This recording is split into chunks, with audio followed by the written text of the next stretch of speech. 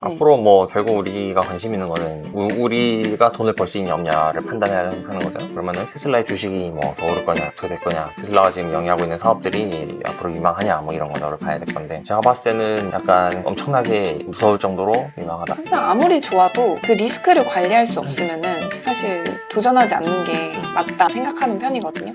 아무리 좋은 이성이라고 하더라도 그 사람의 치명적인 단점을 내가 커버할 수 없다? 이러면 이제 약간 마음을 접는 경우가 많잖아요. 어떠신가요? 갑자기 그 얘기는 아니, 투자와 연애관이 굉장히 비슷하다라는 관점에서 이제 또 이렇게 조금 소프트하게 접근을 해보자고 하는데, 뭐 미국 회사들은 그 CEO 후보군이 기본적으로 다 있어 그냥 회사에. 항상 그 대비해서 컨틴전시 플랜으로 해가지고 부통령 같은 거구나. 이 CEO가 죽었을 때 아니면 갑자기 잘렸을 때를 대비한 후보군은 무조건 있고, 거기에서 이제 최종 선임하는 거는 그때 시점에 가서 이제 이사회에서 자기들끼리 논의해가지고 결정하는 건데, 하여튼 그 키우는 시스템이 있기 때문에 미국의 큰 회사들은 크게 걱정을 안 하는데, 근데 테슬라는 저도 잘 모르겠습니다. 테슬라가 과연 그 시스템이 있을까? 테슬라가 지금 영위하고 있는 사업들이 사업 영역만 놓고 봤을 때 이게 과연 미국 북아메리카 대륙을 벗어난, 그러니까 정확히는 미국 대륙을 벗어난 다른 대륙에서도 이 사업이 확장 가능성이 가지고 있냐라고 때는 약간 의문이 있기는 하죠. 왜냐면은 그런 질문을 하는 거예요. 미국 북아메리카에서만 유효해도 사실상 주가는 날아오를 수 있는 거 아니에요? 그렇지 않지. 왜냐면은 테슬라 주가가 날아오르기 시작한 거는 몇 가지 단계가 있는 걸로 내가 기억을 하는데, 첫 번째가 이제 그 모델 3의 대량 생산에 성공했을 때, 그 테슬라 공장이 전 세계에 기가 텍사스, 기가 베를린, 기가 상하이, 기가 공장이 성공적으로 런칭을 하면서 생산량과 판매량이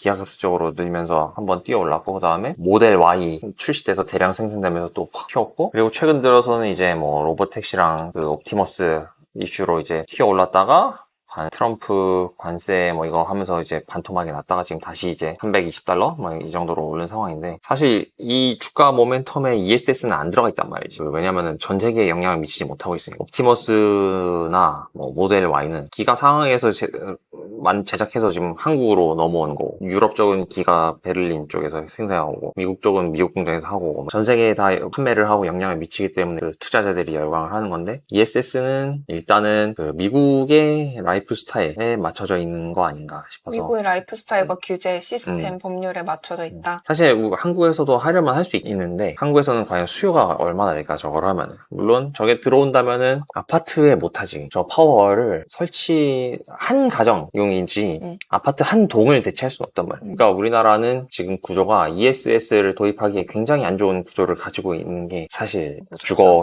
형태가. 왜냐면 ESS를 가져오려면은 저렇게 하나의 그 배터리를 한 집에 해서 한 집에서 이렇게 소비를 한다든가, 아니면은 아예 뭐 어떤 AI 데이터 센터 옆에다가 그냥 ESS 단지를 또 따로 만들고, 그 뒤에다가 LNG 발전소나 뭐 풍력이나 태양광이나 다 복합적으로 해서 하여튼 ESS를 만들어가지고 연결을 시키거나 뭐 이렇게 가는 거지. 우리나라 아파트 같이 애매한 형태는 좀, 그러니까 사이즈가 너무 애매한 거지.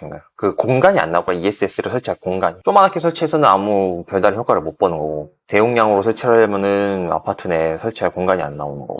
그래서 ESS가 이제 AI로 전력 거래를 하는 건데, 그 거래할 때 달러를 쓸 거냐 아니면 도지코인을 쓸 거냐, 이런 의견도 약간 분분하게 나와요. 코인제이들 사이에서는. 당연히 도지코인을 쓸 것이다 라는 게 대다수의 의견이거든요. 그거는 근데 쉽지 않은 게, 내 생각에는 지금 코인은 개인이 서로 주고받을 수 있는 시스템인 거잖아요. P2P죠. 완전 P2P인데 전력을 그렇게 주고받기는 불가능하고, 전력 자체를 P2P로 주고 서로 사고 팔고 해야지 그게 가능하지. 전력을 지금 한국 같은 경우는 우리가 태양광이나 뭐 이런 거를 발전 사업자를 등록을 해가지고 발전이 된 전기는 다 한전으로 가서 한전에서 그거를 사주는 구조인데, 그러면은 당연히 결제는 원화로 결제되는 거고, 미국도 캘리포니아가처럼 어떤 판매 사업자가 딱 정해져 있으면은 그러면은 테슬라 파워월에 저장돼 있는 그 전력은 이쪽으로 가면서 거래 자체는 이제 다 달러로 하겠지 당연히. 그러니까 지금 여기서 하는 얘기는 전기를 서로 1대1로 거래하는 게 될 때 그 거래 대금을 뭐로 주고받을 거냐를 약간 얘기를 하는 것 같은데, 그 전기를 1대1로 주고 서로 팔려면은 그 뒷단에 엄청난 인프라가 구축이 돼야 돼.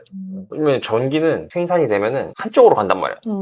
전력망을 통해서 한쪽으로 가게 돼 있는. 그러니까 여기서 생산된 거는 우리 집 계량기에 따라서 저기 한전으로 가가지고 한전에 기록이 남는 거지. 그러니까 여기서 생산된 양이 얼마고 그게 한전으로 얼마가 갔고 여기서 우리 집에서 사용한 건 얼마고 그러면은 남은 용량은 얼마고 그거는 장부에 기록이 돼 있다가 다음 달이나 뭐 다다음 달이나 언제가 됐든 여기서 또 오버했을 때 그거를 상계 처리하는 뭐 이런 시스템으로 돼 있는 거고 그리고 실제 LNG 발전소나 이런 발전소에서 발전한 것도 특수한 경우가 아닌 한 한전으로 다 넘어와서 한전이라는 한전이 중앙 사주는 거지. 시스템이 없다면은 가능한 거 아니에요? 그러니까 그게 전력에서 이제 P2P 거래가 되는 세상에 오면은 될 수도 있는데 그러려면 엄청난 인프라가 있어야 돼요. 전기라는 거는 이게 물론 우리 눈에 보이진 않지만 망을 따라서만 이동이 되는 거니까 자유로운 이동이 되지 않는단 말이에요. 그러니까 암무하거나 자유롭게 이동을 하려면은 전력망이 다 깔려 있다거나 뭐 이래야 되는데 가정에 설치된 전력시설을 통합 관리하는 오토비더 시스템을 개발해가지고 그 인프라를 지금 막 세우고 있는 중이라요. 이 얘기는 지금 아까 텍사스처럼 테슬라가 전력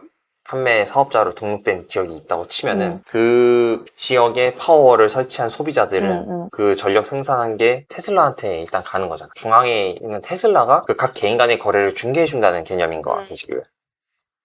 어떤 뒷단에 있는 회사가 인프라를 깔아줘야지 가능하다. 인프라를 깔아주긴 해야죠. PP를 하려고 해도. 어쨌든 미래 시대에는 여기서 이 A라는 집에서 전기가 많이 발생했다 이러면은 바로 옆집인 B라는 옆 이웃에게 나눠줄 수도 있는 그런 시대가 올 수도 있다라는 걸 상상해봐도 될까요? 네. 근데 정확히는 그러니까 코인은 우리가 개인끼리 이렇게 해가지고 주고받으면 다이렉트로 왔다 갔다 하는 거잖아요. 전기는 그렇게는 전력망이 못 만들고 가운데로 가면은 가서 거기서 장부상 처리를 하는 거죠. 그러니까 내가 전기를 뭐 100kW를 생산해 우리가 소비하는 거 남고 뭐 30kW를 테슬라 쪽에다 이제 세이브를 해두면은 그거를 만약에 우리 옆집에서 사겠다고 하면은 그럼 파는데 중개를 해주는 거죠. 전기는 탈중앙화가 불가능하지. 그치, 불가능하지. 그런 영역인가. 왜냐면 다 선으로 연결이 돼야 되니까. 구리로 다 연결이 돼, 구리선으로. 내가 이웃과 구리로 선이 그러니까 연결되지 그게 돼야지. 않는 한 그건 안 된다. 연결을 시키려면 시킬 수 있겠지만 그 짓을 굳이 할 필요가 없는 거지. 이미 한쪽으로 다 가는 전력망은 구축이 돼 있고 가운데서 컨트롤하면 되지. 또 그런 문제점이. 네. 어쨌든 오늘 그래서 결론적으로 테슬라 주식 앞으로 어떻게 될 것인가에 대해서 좀 고견을 들어보고 싶습니다. 지금 모델 Y 주니퍼에 대해서는 아주 극찬이 다 쏟아지고 있는 상황이기 때문에 차를 사야만 테슬라 주주가 될 수 있는 건 아니잖아요. 그렇긴 한데 네. 기본적으로 테슬라는 자동차 회사니까 그 근본은 자동차고 거기에서 이제 파생된 여러 가지가 있는 건데 로보택시니 옵티머스니 ESS니 뭐 있는 건데 근본이 무너지면은 어차피 주식은 무너진다고 나는 생각을 하기 때문에 그 근본이 무조건 있는 상태에서 이제 플러스 알파가 있어야 되는 거지. 주가가 이렇게 확 튀어오르려면. 그래서 옛날부터 테슬라 주식도 안 사고 차도 안 사고 있었는데 테슬라 주식을 좀 사볼까 합니다. 매도는 일단 사면은 굳이 매도는 할 필요 없다고. 그래서 지난번에 220달러까지 갔을 때 그때 샀어야 된다고 사실 생각은 하는데 막상 그때가 되면 무서워서 못 사지. 일론 머스크가 막 저 난리치고 막 유럽에서 막 테슬라 안 산다고 막 난리를 치고 있고 막 보이콧이 일어나는데 그러니까 가장 큰 리스크는 사실 CEO 리스크인 거죠. 왜냐면 일론 머스크가 비행기를 타고 가다가 추락 사고가 나기라도 했다. 이러면 이제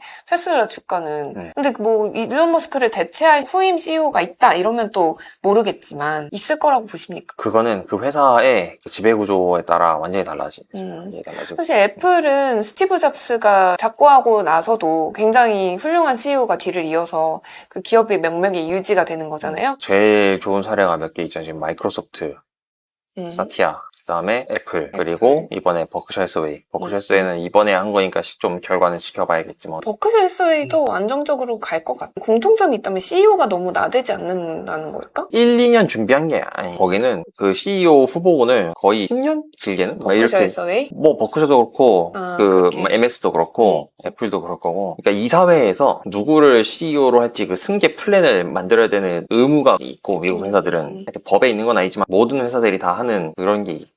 근데 애플은 스티브 잡스가 그렇게 일찍 죽을 줄 어떻게 알아? 10년 전부터 준비했다고? 아니 그 CEO 후보군이 기본적으로 다 있어 그냥 회사에. 항상 항상 그 대비해서 컨틴전시 플랜으로 해가지고 부통령 같은 거구나. 이 CEO가 죽었을 때 아니면 갑자기 잘렸을 때를 대비한 후보군은 무조건 있고 거기에서 이제 최종 선임하는 거는 그때 시점에 가서 이제 이사회에서 자기들끼리 논의해가지고 결정하는 건데 하여튼 그 키우는 시스템이 있기 때문에 미국의 큰 회사들은 크게 걱정을 안 하는데 근데 테슬라는 저도 잘 모르겠습니다. 테슬라가 과연 그 시스템이 있을까? 왜냐면 테슬라는 아까도 처음부터 말씀드렸지만 ESG에 굉장히 그 전혀 신경을 쓰지 않는 회사이기 때문에 과연 그런 게 있을까? 신경 쓰지 않을까? 모든 룰을 파괴하나? 거기는 진짜로 없을 수도 있어. 왜냐면은 추총 때 이제 프락시 스테이트먼트 이런 거를 미국 회사들은 다 만들어서 주주한테 나눠주는데 딴 마이크로소프트나 애플 프락시 스테이트먼트 보면은 막 엄청나단 말이야. 이게 막 공개되는 내용도 엄청 상세하게 많고 막 양도 많고 막 이런데 테슬라는 거의 없었던 것 같아요. 공시 같은 그냥- 것도 필수적인 것만 하는 것 같고 항상 아무리 좋아도 그 리스크를 관리할 수 없으면은 사실 도전하지 않는 게 맞다 생각하는 편이거든요. 아무리 좋은 이성이라고 하더라도 그 사람의 치명적인 단점을 내가 커버할 수 없다? 이러면 이제 약간 마음을 접는 경우가 많잖아요. 어떠신가요? 갑자기 그 얘기는 아니, 투자와 연애관이 굉장히 비슷하다라는 관점에서 이제 또 이렇게 조금 소프트하게 접근을 해보자고 하는데 그런 것 그런 같아요. 투자 관점도 있지. 내가 사랑하는 회사를 산다. 이런 투자 관점도 있는데 그거는 사랑하기엔 너무 약간 버거운 존재인 거 테슬라. 아니면은 너무 사랑해서 불구덩이에 뛰어든다? 그치 그런 걸 수도 있고 사람마다 다르긴 하겠지만 절대 그렇게 주식을 사서는 투자를 해서는 안 된다는 사람도 많지. 반면에 그렇게 해야 된다는 사람도 있고 정답은 없으니까. 알겠습니다. 오늘 이야기는 여기까지 나눠보도록 하겠고요. 이야기가 재밌으셨다면 좋아요와 구독 눌러주세요. 앞으로 한 번 모셔다가 많은 썰 풀어보도록 하겠습니다. 감사합니다. 빠이빠이.